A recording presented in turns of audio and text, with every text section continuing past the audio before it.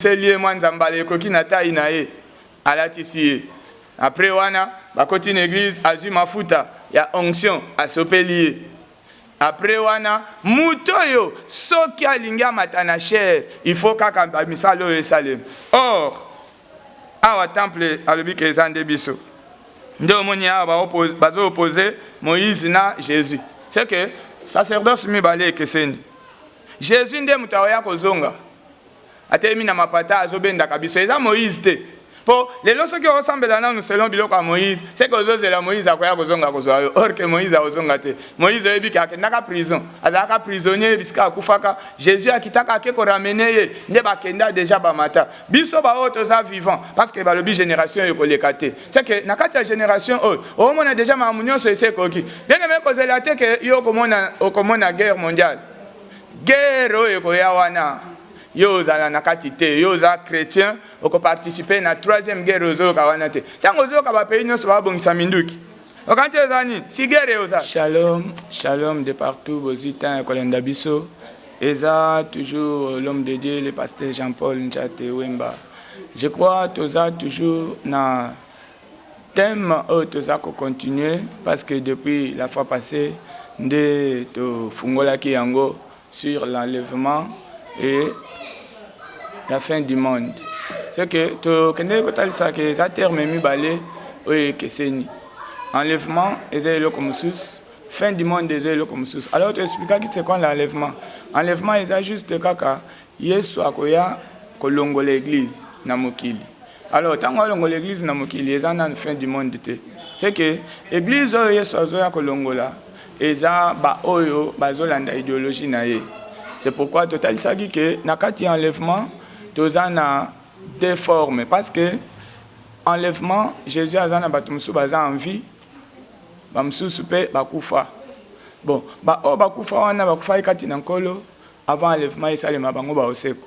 Nde mouvement ya osalema so bango basekwi ensemble na ba oyo ba ozala en vie tomati na lola comme paradis te mais lola lokola espace où tu vends 1000 ans ensemble na Jésus avant tokendesko kokoma na fin du monde pour makamunyo so esila.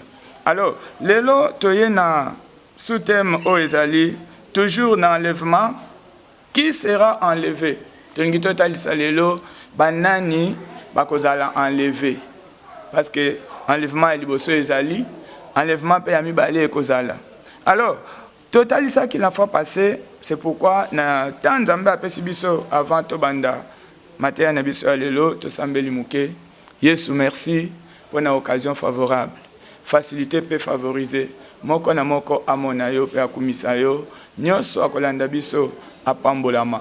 Pe oyo nyonso emema biso pour na kozwa place na lola. Bongo lokumu ekozongela yo na kombo na Yesu Kristu. Amen. Shalom. Ozita kolanda c'est l'homme de Dieu. Alors lelo toye na sous-thème toza kolobela sur nani akozala enlevé parce que enlèvement et osalema to énuméra ki ke enlèvement ezali ya batu nyonso te eza ya église pe tokendeki ko identifier nani oyo baobenga église to talisaki ke ezali batu oyo baza ya Jésus-Christ parce que Jésus-Christ nde azoya kozwa batu na ye. Batunaye banani c'est que le long de ton gito talisa nani oyo aza mutu oyo Yesu akoya kozwa. Pourquoi il faut te le makambo? Je crois tozobanda verset à liboso tozana Matthieu chapitre 24. Matthieu tozotanga lelo chapitre 24 tozana verset na yango 34. Matthieu chapitre 24, le verset 34. La Bible nous dit ceci. Vraiment, je vous assure que cette génération ici ne passera pas avant que tout cela ne commence à se réaliser. Pourquoi les lots ont copé ça que Moutou a l'attentif à Kolanda Biso? C'est parce que Jésus a confirmé que génération est le caté. Génération zomono et le caté enlèvement et aussi les makana la génération aux hommes nango. Et surtout, tangu o vandanye aux autres la babilembo, makamunyon so ezo salema, c'est que o mona ke mukile bandi ko kende na vitesse moko parce que il faut to longa pe na mukile yango tonyo kwa mitro. Alors biso ba chrétien tangu nazo lo église na lo belande ba chrétien. Chrétien nazo lo belanani. Eza oyo aza na identité ya Christ. Comme j'avais dit la fois passée, Christ signifie quoi? Christ signifie ouin. C'est que muto yo Jésus azoya kozwa eza oyo aza ouin. Alors Christ azalaki ouin comment? Parce que cette génération ne passera pas. C'est pourquoi ozolandanga meka kozala attentif na histoire oyo. Parce que Jésus azoya kozonga aozwa ba oyaye. Ba oyaye za banani oto benga ba chrétien. Na kati ya ba chrétien tozomona ezouta na kombo ya Christ. Alors nani oyo akoki kozala sûr que aza ya Christ? Parce que c'est ouin. Alors tozomona ke acte alobi, vous savez comment le Seigneur Jésus-Christ a été ouin du Saint-Esprit. C'est que batu onyo sobaza ba chrétien, quand on parle du chrétien, on voit la présence du Saint-Esprit. Saint-Esprit, bazouakaye comment? Saint-Esprit a vendu nakati ya mafuta te. C'est pourquoi, nazolinga total un peu, comment bazouaka Saint-Esprit? Acte des apôtres, tozotanga chapitre 8, na verset na yango 17. Acte des apôtres, chapitre 8, le verset 17, la Bible nous dit ceci. Pierre et Jean leur imposèrent les mains et ils reçurent le Saint-Esprit. Vous comprenez? C'est que Saint-Esprit va une imposition des mains. Moutoua ndimi Yesu, oye pas na Yesu, après le baptême ou avant le baptême, parce qu'il y a des ceux aussi qui reçoivent le Saint-Esprit avant le baptême d'eau. Azunan baptême ya maïté, mais déjà mon limu santo quitte le colonne, c'est possible. Et après, il faut reprendre le baptême ya maï. Alors, tangu Saint-Esprit azokota na kati ya mutu, Bible lobi ba imposa kaye main. Tout le monde m'a envoyé mafuta ote que il faut pas s'opérer mafuta na mutu. Soit il faut pas saler le service mon koboy. Non. C'est que Saint-Esprit bazo yambaye na imposition de main. Simon a tu continuer 18. Simon vit que le Saint-Esprit était donné. Vous comprenez? Simon a bazolo ba Simon le magicien. Il a vu que le Saint-Esprit était donné aux croyants quand les apôtres leur imposèrent les mains. Alors, il leur proposa l'argent. Simon, magicien, moko, bao bazan a besoin de sala kaba miracle. Parce que, aux amours en Nzambe n'engozolandanga, ko poser vie chrétienne no likolo a miracle te. Parce que miracle même ba magicien ba sala kayango, ba occultiste ba sala kayango, ba sorcier ba sala kayango. Ce n'est pas que nazolo ba que Jésus a sala ka miracle te. Jésus a sala ka miracle, mais yo zamwa na Nzambe, vi na yo ezala poser likolo na la parole qui est authentique. Tant déjà maloba ya Nzambe vandi kati na mozindo, miracle kozala opérationnel na vie na yo ato sengite. Oyo sengate pe yo salem. Alors awa Simon a comprendre que Saint-Esprit va pesa kana kopakola mafuta te, va pesa kana kopakola maite, il faut une position de main. Aye na mbongo, aye ko proposer mbongo que non bozo mbongo, bo pesa nga pe Saint-Esprit. 19. Il leur dit: donnez-moi aussi le pouvoir. Ah bon, c'est que pour naé on dirait Saint-Esprit est un pouvoir moko et vandi na kati ya batu. Réellement c'est ça. Sikoyo, il faut que ndekofana na kati ya Simon. Non, et kokate. Parce que Simon a un magicien, a Saint-Esprit a vandi na batu bandimi Jésus-Christ. 19, il leur dit, donnez-moi aussi le pouvoir que ceux à qui j'imposerai les mains reçoivent aussi le Saint-Esprit. Albi bozambongo, bopesanga pe makoki, de façon que batu nyonso penga na ocha maboko, baba ndape koza molimo mosante. Mais Pierre lui répondit: que ton argent périsse avec toi, puisque tu t'es imaginé qu'on pouvait se procurer le Saint-Esprit, c'est donc ici par l'argent. Ah, makambo ya Nzambe, baozo ango na mbongo te. Baozo ango na cérémonie musute, excepté quand il y a une position de main. On dit, mais Jésus va imposer main au Yambi Saint-Esprit. Alors, ce que Saint-Esprit déjà, c'est que au commis partisan, il y a ciel. Partisan, il y a Jésus-Christ. Alors, tu as droit à l'enlèvement. Enlèvement, ça, les mots, ça, on a droit, parce que, intitulé, Nabiso, il y a les qui sera ou seront enlevés. Nanyo ya kotombo mapea okende. C'est que muto aliboso akokende eza oyaza na Saint-Esprit katinaye. Or Saint-Esprit to moni bazozoye sur imposition des mains. Eza pona kopakola mafuta te. C'est que ndenge ozolandanga bapakola mafuta poko tso na musala ya Nzambe yeba ke luka mutu oyaza na Saint-Esprit a déloger pouvoir wana ya mafuta. Po okozela trop okosutuka pe clairon ebeti okotite. C'est que ndenge ozolandanga tous un peu deuxième verset parce que ils ont quand même un biblique. Actes des Apôtres, chapitre 6, le verset 6. Total encore. Ils les présentèrent aux apôtres qui prièrent pour eux et leur imposèrent de main. Voilà. Moutouandimi Jésus-Christ, aïe, pas na Jésus-Christ, va imposer les mains à Yambi Saint-Esprit. C'est que, on a comprendre que makambu ebandi ko poussa na moi liboso ezokende. Ezokende. C'est que vous avez un Saint-Esprit te moyen vous allez enlever ezate. Enlèvement yo seulement na bateau bazan na Saint-Esprit parce que Saint-Esprit de pouvoir yango oyo. Jésus est moko lokola za créateur. Eza esprit na ye. Saint-Esprit eza esprit à Jésus. C'est que vandi na kati à Jésus et oyo et ko demeurer na kati na yo. Connexion wana ekoti contact et salemi pe osa attirer au mati. Alors, ceux qui ont peut-être au lieu ya kozala ouin du Saint-Esprit, tu as été ouin na huile d'onction ou d'olive, yeba ke enlèvement pour na yo et au salemate. Tu ne seras pas enlevé. Aucun d'été. Parce que Jésus a okitana mabelete. Jésus a zaka na mapata wana. Bible lobi en un clin d'œil. Tokoza a changé. Bateau ba komata ba ozala changer. Nini ko mema biso na changement wana ezali archange moko akobeta clairon. Clairon wana batu ba yo kango ezaka ba o baza na Saint-Esprit. C'est pourquoi tango banda ko remarquer disparition ya batu yeba ke otikali.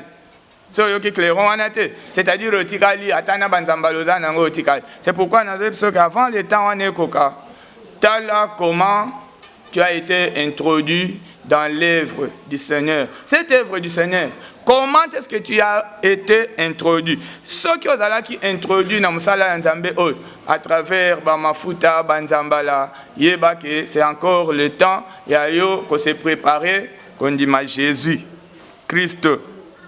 Pourquoi? Parce que 1 Thessaloniciens, Bible Nazotanga Lelo, Naza na second 21, Tozana 1 Thessaloniciens. Mais quand il peut qu'on soit 1 Thessaloniciens, le chapitre Nayango premier, Tozana verset 9 à 10.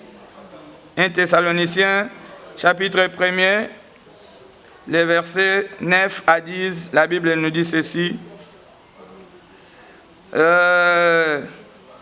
Des faits, on rencontre à notre sujet que vous nous avez accueillis auprès de tout le monde et vous êtes tournés vers les dieux en abandonnant les idoles pour servir les dieux vivants et vrais.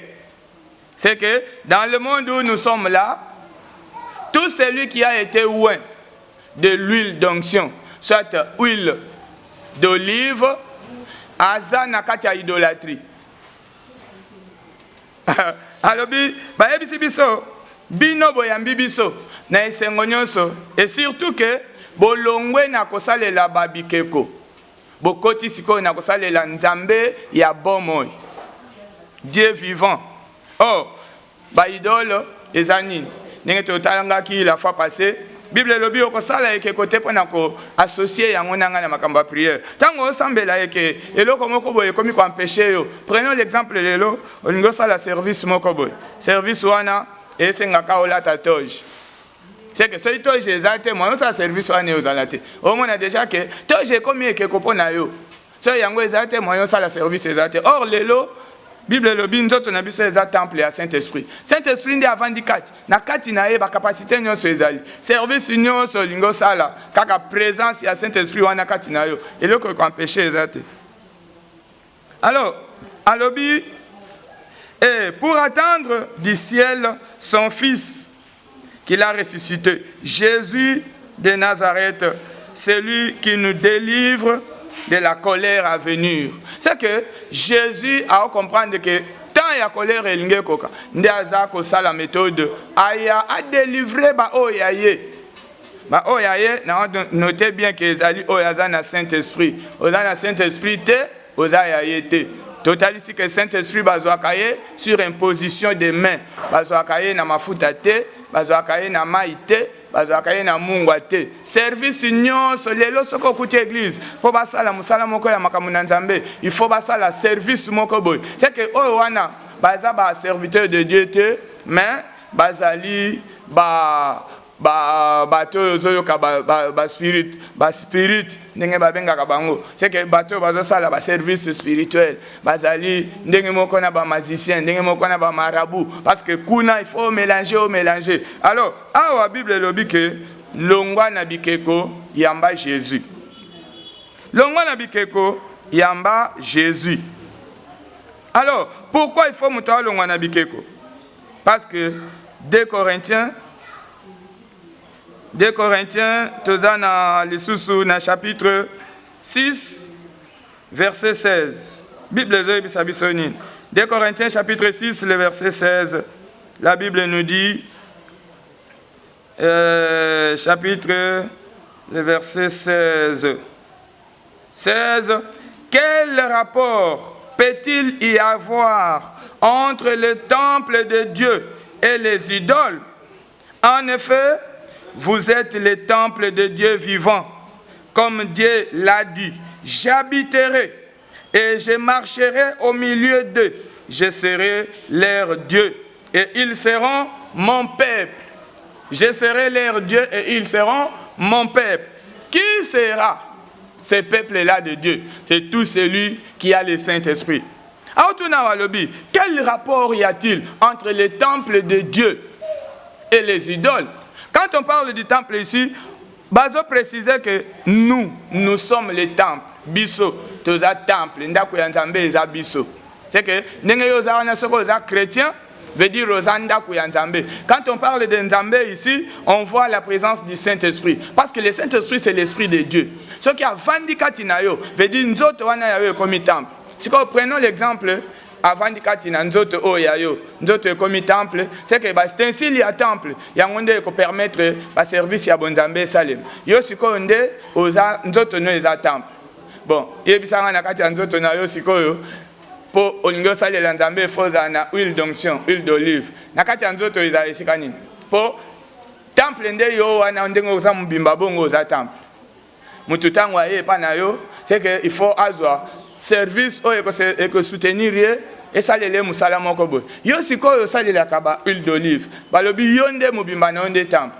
C'est que na kati ya temple ba c'est ainsi nyonso ezalaka biloko nyonso o eko servir bato ko bika evandaka na kati ya temple. C'est que tangu mutu akomi musali na Nzambe ba imposer yeme Saint-Esprit akoti likolo na ye na kati na ye ba c'est ainsi nyonso pe ekoti ceux qui azana besoin soit ya kopakola mutu mafuta kaka na kati na ye wana mafuta eza azana besoin ya koskola mutu mai kaka na kati na ye mai eza azana besoin ya kokotisa mutu na musala na Nzambe il faut aller tisa ye teni kaka na kati na ye teni eza akodefa bateni ya libanda te akodefa mafuta na libanda te na kati na ye kaka. C'est pourquoi ozo comprendre que Nzambe alobaki avec raison que ce botelemi na miso abatu bo banga iloko bo lobate parce que ça vous sera donné sur place. Ndomona mutu akovanda ta musubutu mobimba avandi ko préparer ba enseignement ya côté ya lobby. C'est que aoluka abimisa babiloko na kati ya ba contexte na yango akomisa yango prétexte na ye kaka po dominer batu parce qu'il a une mission azana yango eza ko déloger batu na makambo ya Nzambe akotisa bango na occultisme eza misala moko ya mabe. Alors abakisi Je crois que dans 2 Corinthiens chapitre 6, le verset 16. Alors, quel rapport y a-t-il entre les temples de Dieu et les idoles? En effet, vous êtes les temples de Dieu vivant. 7. C'est pourquoi, sortez du milieu d'eux et séparez-vous d'eux, dit le Seigneur. Ne touchez pas à ce qui est impur. Alors, sortez du milieu d'eux. Ozo sambela, esika oyo po ba sambela po na yo, il faut basa l'intervention eloko yo talibanda. Moi mafuta il faut basomba, moi ma il faut basomba. Bible là elobi que nous, nos corps ici sont les temples. C'est que ndenge naza mbimba bo temple ya Saint-Esprit. Naza ndenge naza ko se déplacer, c'est que nazo se déplacer na nyonso, c'est ainsi nyonso ya bonzambe. Si vous prenons l'exemple que na okende voyage moko ya musika. Si vous nzela naza na batu, il faut na sambela po na bango. Naza na ba mususu, il faut c'est que makambo mabe vandela bango, il faut na prier ba comme saint. Alors, ceux qui pon na kokoti sa batu bongo na musala, il faut kaka moi mafuta ya olive ezal. Moi mafuta ya onction. Si vous ba ngande temple, ndenge nazo se déplacer na combien de filles ya ba mafuta.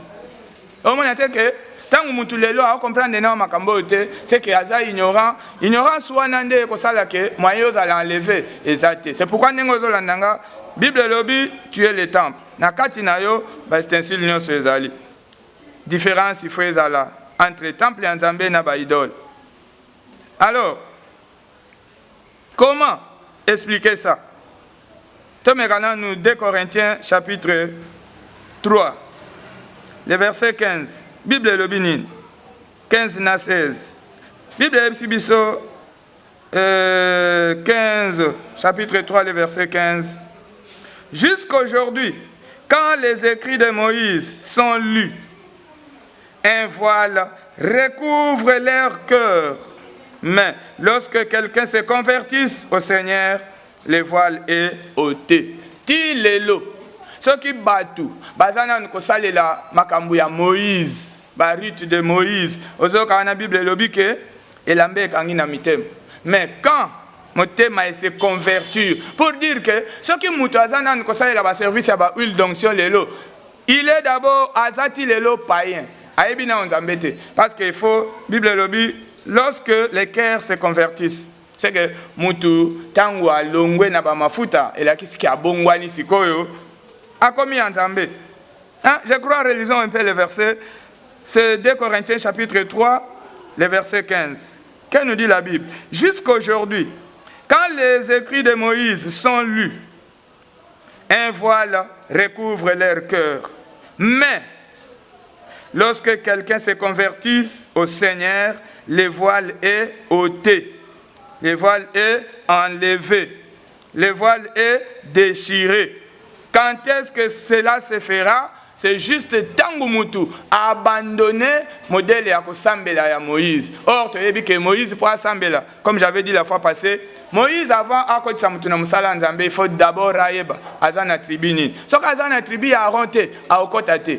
Et tangu a remarqué que azana tribu ya Aaron a kokota na vestiaire, abimise lié moi nzambala ekoki na ta inae alatisi. Après wana ba koti na église azu mafuta ya onction a sopelier. Après wana mutoyo soki alinga matana cher il faut kaka misalo esalem. Or awa temple alobi ke zande biso ndo moni awa bazo opposer Moïse na Jésus. C'est que sacerdoce mibale keseni Jésus nde mutaoya kozonga atemi na mapata azobenda kabiso eza Moïse te. Pour les lorsque on ressemble à nous selon biloko à Moïse, c'est que Moïse la Moïse a quoi kozonga kozoyo. Or que Moïse a ozonga te. Moïse a dit qu'il n'a prison. Azaka prisonnier biska kufaka. Jésus a kitaka ke ko ramener ne ba kenda déjà ba mata. Biso ba autres za vivant parce que ba lobi génération yo kolekate. C'est que na kati ya génération o mona déjà ma munyo so ese koki. Bien me ko zelate que yo komona guerre mondiale. Guerre yo ko ya wana. Yo za na kati te yo za chrétien oko participer na troisième guerre ozo ka wana te tango ozo ka ba pays nyonso ba bongisa minduki okanti ezani si guerre yo za et avant guerre wana yeba ke chrétien nyonso akomata chrétien na bi o na olobela chrétien eza o eza na Saint-Esprit o eza na Saint-Esprit na bandeli ke eza o ba imposa ki me ba sopela ki mafuta te ba imposa ki kaka me nguya na nzambe ekoti yepe na kosambela na ye aosangisa ba mungwa ba mafuta ba bougie te. ye kosambela na ye ezaka maloba ezobima parce que tangu déjà molimo ya Nzambe evandi kati na yo okomi pe Nzambe ndenge ozoyoka azoloba na Jean alobi il est écrit vous êtes des dieux. Moi j'ai dit, Jésus a dit que il est écrit, moi Jésus j'ai dit que vous êtes des dieux. Et il a appelé Dieu c'est à qui le Saint-Esprit. C'est que mutoyo asui a yambi molimo mo santu o molimo mo santu avandi kati na ye yepe akomi Nzambe aza capable ya koloba mambo pe salemi. C'est pourquoi ndenge ozolanda biso soki oza mutu ya babiloko wana ya ba Moïse, faire attention elambe ezokango na motema bongola motema changer bongola motema na yo. Alors na 16 wana azobakisa alobi mais lorsque quelqu'un se convertisse au Seigneur le voile est ôté. Or wana 17 or le Seigneur c'est l'esprit. Voilà, le Seigneur ce n'est pas l'huile, le Seigneur ce n'est pas les toges. Le Seigneur, ce n'est pas de l'onction, n'importe quelle sorte d'onction. Le Seigneur, c'est simplement l'Esprit, l'Esprit de Dieu. Et cet Esprit-là de Dieu, que nous appelons le Saint-Esprit, à Kota Kamutu, c'est sur imposition des mains. Les mains de qui? D'un ouin. Ndomoniawa, magicien aye po somba molimo yango. Or, lelo, nous avons une église où déjà eza ténèbres evangeliango. Mutawana pe nambongo boye. Lelo kutu ata batozo kawana ba koti ba cours biblique ti et comme inatan ya ba imposer bango mafuta wana ba koma ba pasteur. Ba osenga bango mbongo. Ah yes mukili yango nde komi ya boye. Vraiment. Ah wa de que makambu nyonso est comme compliqué. Alors on comprend vite que ti lelo ebele abatu bazana nukaka bongo. Galate tali na chapitre na yango 1er verset 6 Bible lobinini. Galate chapitre 1er le verset 6 Bible lobi na biso na verset 6 je m'étonne que vous vous détournez si vite à celui qui vous a appelé par la grâce de Christ pour passer à un autre évangile. Jésus est mon kwazokamo. Alors bien, ngamutu naza Jésus, naye ko sauver bino. Mais jusque là aussi au moninga, oza toujours kokota na ba évangile mususu. Est-ce que tant Jésus a zolo babo? Angata ça que l'évangile mususu ezali. Non, ezaka ka prétexte, méthode de vivre ya batu. C'est que mutu olia landanzela Jésus, a comment landanzela mususu. Abakisi, ce n'est pas qu'il y ait un autre évangile, mais il y a des gens qui vous troublent et qui veulent déformer l'évangile de Christ. Ah voilà, il y a des gens qui déforment l'évangile de Christ. Or, j'ai toujours dit, quand on parle de Christ, on voit l'onction. Actuellement, bien aimé, nous n'avons pas besoin d'onction d'huile, soit d'huile d'onction, mais nous avons besoin d'onction du Saint-Esprit. C'est que celui qui a l'onction du Saint-Esprit, Yewanande Azali Nzambe, Azan évangile ya solo. Mais on a onction ya huile. Ah, il a déformé l'évangile de Christ. Parce que Christ a pas quoi là qui mutuma futate. Matthieu, Jean, Marc, Azalaka na bango tu 70.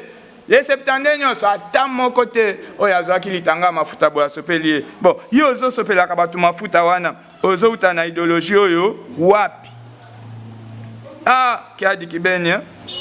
Alors, alobi tozana verset 6. Et qui veulent déformer l'évangile de Christ. Mais si quelqu'un, même nous, ou un ange venu du ciel vous annonce un évangile différent de celui-ci, que nous vous annonçons maintenant, qu'il soit maudit. C'est la Bible qui le dit. Ce qui m'a présenté l'évangile Moussous, oh Jésus a qui n'a ngote, Bible lobby qu'il soit maudit. Nulle part dans la Bible, Yesu a dit que la tisa mututoge. Exacté. Nulle part dans la Bible, Yesu a dit qu'avant muto comme musali nzambe beta pati ya mafuta osopela ye. Ezate. Nulle part dans la Bible, Yesu a dit muto qu'avant sambela, tiaba boujo sambela. Ezate. Nulle part dans la Bible, Yesu a dit muto que il faut ozala na moi méthode moko soit olingo sambela oza kotanga bambuma. Loka tuma bandoki moko bandoki baloka na butu. Oza moi bambuma ozotanga.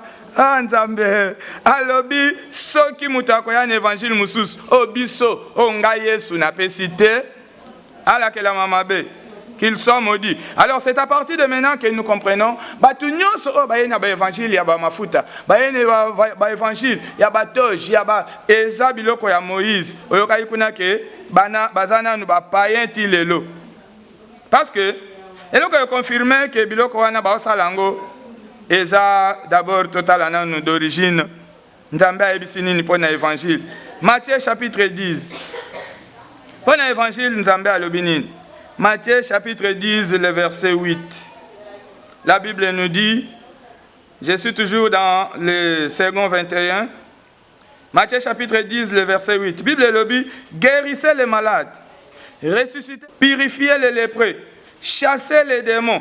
Vous avez reçu gratuitement, donné aussi gratuitement. C'est là où nous voyons maintenant que tout ce monde qui utilise de l'huile, ainsi de suite, ce ne sont pas les serviteurs de Dieu. Parce que mafuta wana pe, eza ofelete. Mungu wana, eza ofelete. Service wana, eza ofelete. Mutuazo ya kokutana na pasteur, n'importe kuna bache, il faut futa. Oza munganga ya kindoki oh. En tout cas, na yope mutozo kende kuna. Alobi, vous avez reçu gratuitement, donné gratuitement. C'est que si quand nyonso oyozo kuta ba imposer quelque chose pour mutoa passer na service mokobo. Yeba déjà que au komi na temple ya ténèbres enlèvement pour na yo koyate parce que je crois sous thème na biso tozo le bela sur qui sera enlevé. C'est que mutu nyonso azo salela ba pratique a ozala enlevé te. Alors, le col vous allez enlever. Bon, bandeko d'abord, pourquoi est commis à côté ka? Ne soyez pas étonnants. Pourquoi est commis à côté ka? Total la musala na bango na Romain, parce que la Bible le but koye ba bango na misala na bango. Romains chapitre 16. Romains chapitre 16, le verset 18. Ah, bato na yeko comprendre bango. Nzokande bozaki ya boy. Balobi ozi ofele, pesa ofele, yo komisi ya mbongo. Sikoyo, Romains azo biso nini. Alobi, Romains chapitre 16, le verset 18, la Bible nous dit ceci. Car de tels hommes ne servent pas Christ notre Seigneur. Ah, voilà. De tels hommes, mutunyo soya nzambala, il ne sert pas Christ. Mutunyoso ya huile, il ne sert pas Christ. Mutunyoso ya babouji ne sert pas Christ. Christ c'est notre Seigneur. Mais leur propre ventre, ah, il sert leur propre ventre. C'est que musanyo so basa na mambo nzambe wana ezapo na libumu na bango. Yango mona tangu mutazoya. Maye ofeleza la. Ezate, yeso alobi ozi ofele pesa ofele, mais awe komi ozi ofele pesa na mbongo.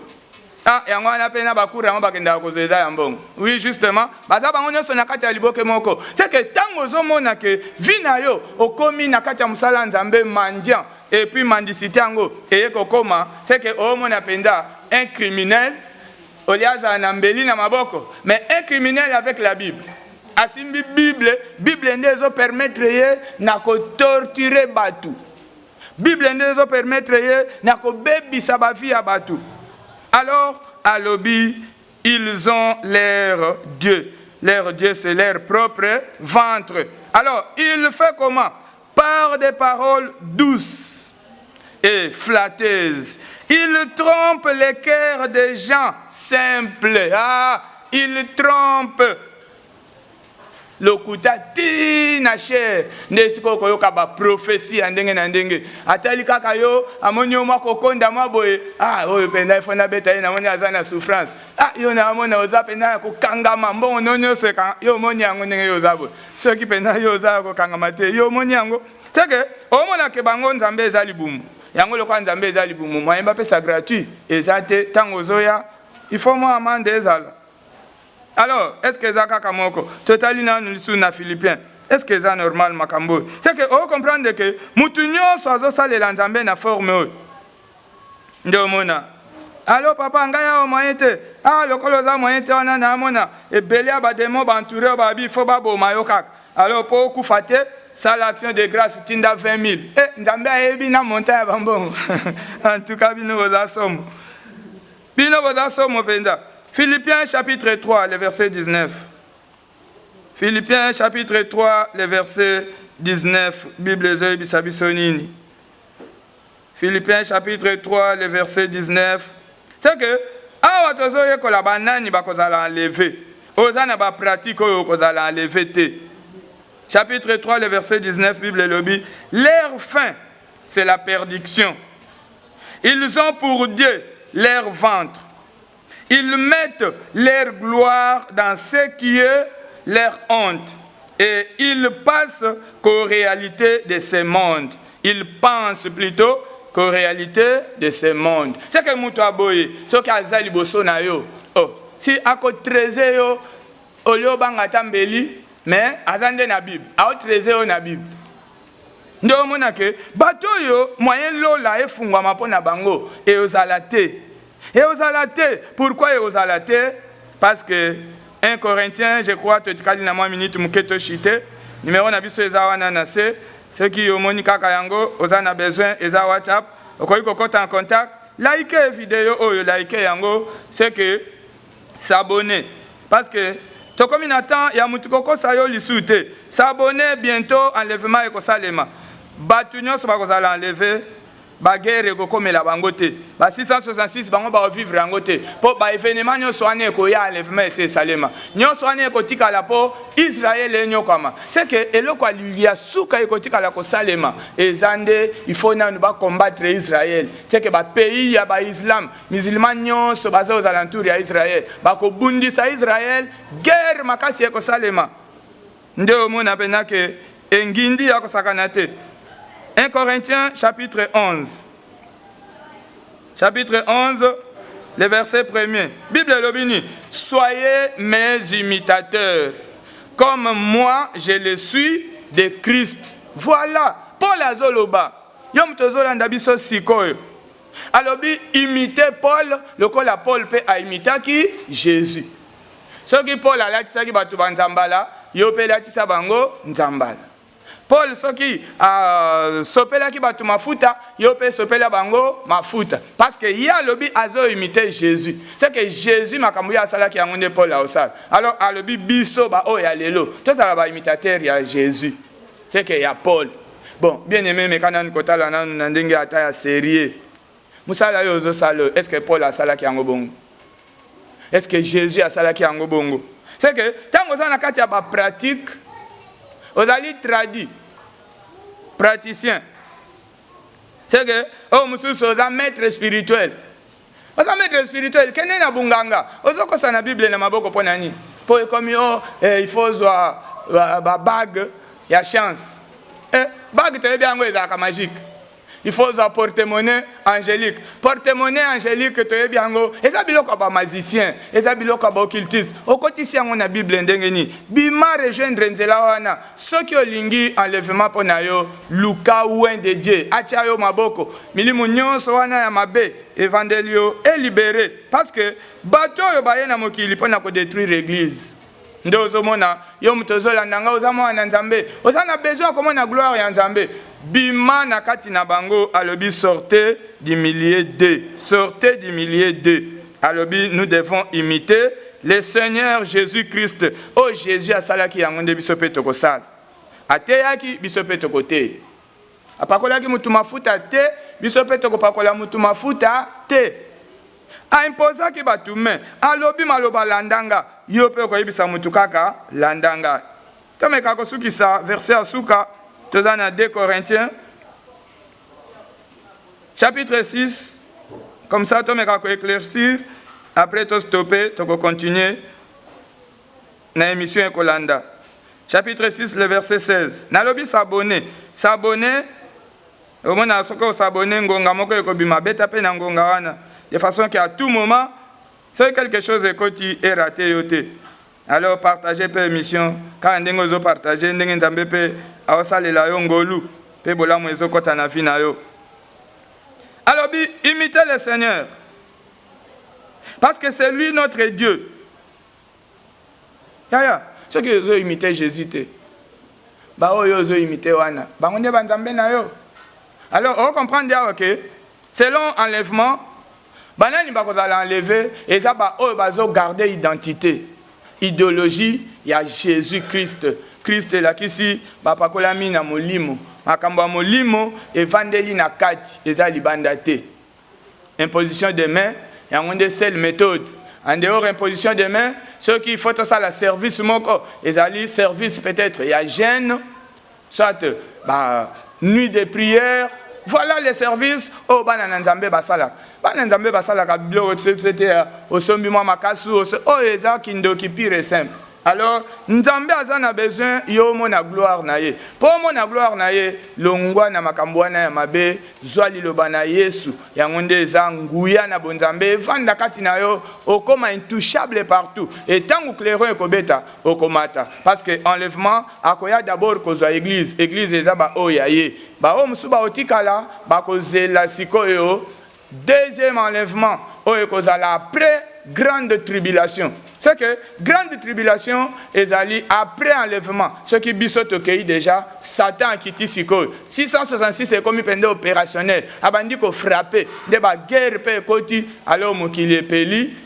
Avant mokili wane pela. Jésus a kozonga koya kozwa ba o bazo utana grande tribulation. C'est que Israël y en autres. Na ba quelques-uns oyo ya ba o ba kotika la mipandi nyonso ba o ba regarder que anga ta bongo jamais na kozwa cachete ba o wana pe Jésus aye kozwa bango mais du moins activité munene tozo zelawa bientôt là enlèvement de nanu frère Salem avant ba Satan de bête il faut déjà ba chrétien ba si balongwe parce que Bible lobi na biso que Yesu abongiseli biso pour na souffrance te avant moto pela na mboka ya Sodome. L'autre déjà abimaki. Avant, maïe là-bas égyptien, déjà Israël bakatisaki. C'est que avant souffrance wana makasiya, yo déjà nzambe okobima. C'est que guerre bazolo bawana au troisième guerre mondiale, yo moi nzambe oza chrétien et okota yote. C'est pourquoi na bande ko ebisa bande ko wana ya ba France na banini, ba bande ko le ba bocha ba provision. Banda bano ba chaki ba provision. Oyebi banda février calculer l'osso mutachaki yango nanda ku banda février ti lelo on comprend que nzambe yo banda ko lobaka nzambe a révélenga c'est que ça le diable oui parce que on mona te que atayo moko on mi pa silence ko ti ba suma kamba ba provision te ti mususu na landa ka lobi o sala na provision ya ba chaussette amine no na malili po malili ko frapper ah ya Bible c'est le bagi que sambela makamwango e ya ne langate. Et là, pour la malili, il y a des chaussettes. Et l'anga a entendu le baki, et zalaki, saison sèche. Il y a un physique qui peut comprendre. C'est que fois prochaine, tu peux expliquer, saison sèche, fois prochaine, tu peux expliquer, moi, si à Zemi, parce que le bimi kolango comme là on attend aux Zemi. Tu peux expliquer c'est quoi Zemi. Alors, tu peux expliquer continuité à m'embrouiller belé. C'est pourquoi dans le lobby, liker émission, partager, s'abonner, et fois prochaine, au kozwa ban nouveauté. Je crois nzambe alola amona yo okangi misuto sambeli bisko landi biso Yesu okendeki kobongisela biso ba place tala bato ebele oyo okendeki mpona kobongisela bango ba place lelo ebele babungi nzela bakomi na banzambala bakomi na ba mafuta yo lobito imite yo oyo sala kite biso pe to sala yango te alors mawana yo ekita likolo na ba oyo bazo sala yango inconsciemment nanu ba ebite sosolisa bango ba comprendre lamba oyo ezipami na mitema na bango efungwama e ba o bazo sala yango consciemment toucher mitema na bango ba oyo baza dur balingi kotika te li felopeza la ka disponible bongo to kosala nini alors le boko non nzambe alola et encadrer moko na moko ya komona bolamu koma na yo na mokili eza la faveur pour na bana na yo merci pour toza mokili pe mosikoli na kombo na Yesu Kristo amen merci nzambe asalela bolamu tomonani prochainement like émission partager yango s'abonner mpe lipamboli elandi yo. Merci, bye.